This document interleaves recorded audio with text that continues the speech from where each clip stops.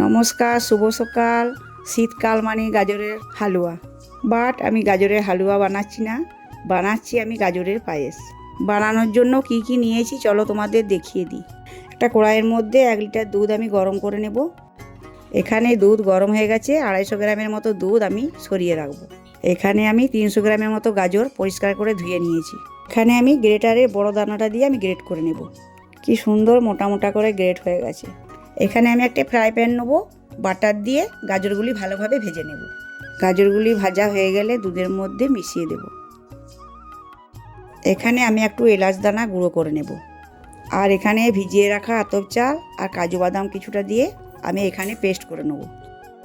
এটা ফুটে আসলে এবার চাল আর কাজু বাদামের পেস্টটা আমি দিয়ে দেব। সরিয়ে রাখা দুধ